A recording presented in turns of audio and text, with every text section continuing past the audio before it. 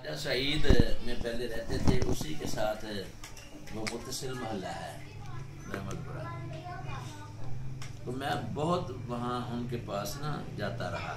हजरत साहब मुझे ले जाया करते थे। अब एक दफ़ा जाने में ना उन्होंने इसरार किया कि हुजूर कारी अफजाल को भी साथ लेते आना। बड़ी महफिल जो थी ना, बड़ी 11वीं शरीफ के नाम से, तो वो अपने घर में कराया करते थे। वहाँ उनकी एक मस्जिद थी, वसीय रिजविया मस्जिद, उसमें वो प्रोग्राम था, बड़ी 11वीं शरीफ। तो मुझे हज़रत साहब फरमाने लगे, भाई आपने जाना है? मैंने कहा जी हुजूर आप इशारा फरमा दो, हाजिर। अब वो बशीर साहब कहते थे कि वो हमको लेकर आना, फिर मैं हाजिर हूँ। चले गए। वहाँ तकरीर मेरी करवाई हजरत साहब ने, फरमाकर आप बैठक में बैठे रहे उनकी, और वो बशीर साहब भी ना उनकी खिदमत में रहे, पीर साहब की। तो मुझे ना तकरीर का आर्डर तो दिया, और उससे पहले कुछ फरमाने लगे। आपने ना इशा की नमाज फकीर के पीछे पढ़ ली है, जमात से हमने नमाज पढ़ी है। अब आपने जाकर एक तिलावत एक नात के बाद तकरीर शुरू कर दी। मैंने कहा ज़रूर अगर कोई सुनने वाला ना हो तो फरमाया फकीर सुनने वाला है, ये बशीर साहब सुनने वाले हैं। वहाँ के अफराद होंगे, आपने उन लोगों को नहीं देखना है, आपने तकरीर करनी है बस। और गौसे पाक रज़ी अल्लाह ताला अन्हो की शान बयान करनी है बस। मुझ में ना एक बात आ गई, मैंने कहा ये हज़रत साहब फरमा तो रहे हैं, लेकिन जब वहाँ अभी कुछ लोग ना होंगे तो मैं कैसे तकरीर करूँगा। ये मैं उनका हुक्म मानकर चल पड़ा। जब मैं ना मस्जिद के बाहर दरवाजे पर गया तो दरवाजे पर भी काफ़ी लोग खड़े, और अंदर मस्जिद में किसी जगह कोई जगह खाली नजर नहीं आई। अल्लाह अकबर। मैं हैरान रह गया कि इतना जुम, इतना इज्तिमा कहाँ से आ गया और इतनी जल्दी आ गया। एक तो साहब की ये करामत थी।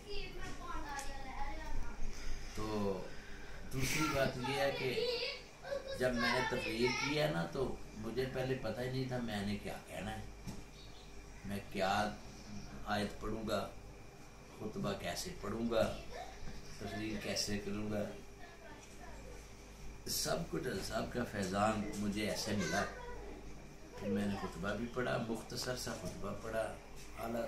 आला सरकार के चंद अशार जो थे, वाह क्या मर्तबा है रोज़ है वाला तेरा, क्या बात, ये पढ़े।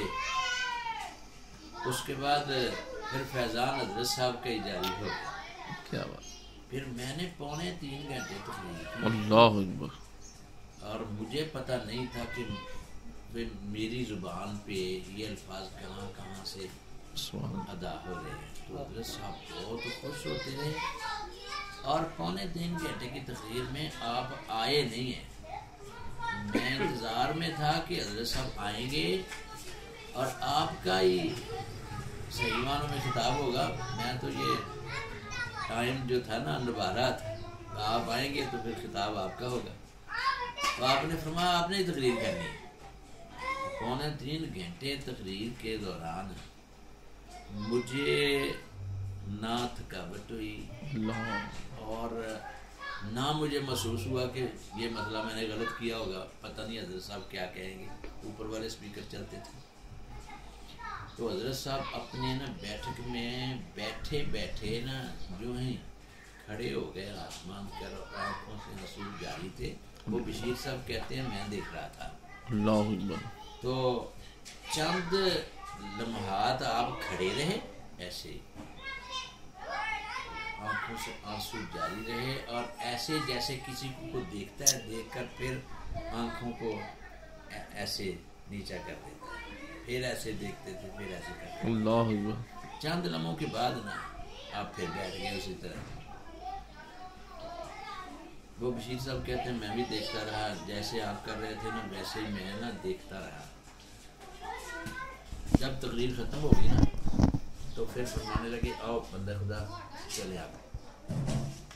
تقریر کے بعد ایک نعت گانا تھا، پھر میں نے اس کو کہا کہ آپ نعت پڑھیں گے، ہمارے حضرت صاحب تشریف لائیں گے، پھر آپ کا خصوصی بیان ہوگا۔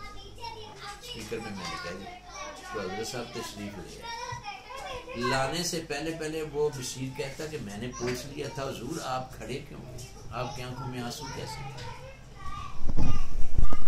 تو حضرت صاحب فرمانے لگے بھائی قاری صاحب جب وہ شعر پڑھ رہے تھے نا، وہ حسن رضا کے شعر پڑھ رہے تھے، قسم ہے کہ مشکل کو مشکل نہ پایا، کہا ہم نے جس وقت یا غوث اعظم، میرے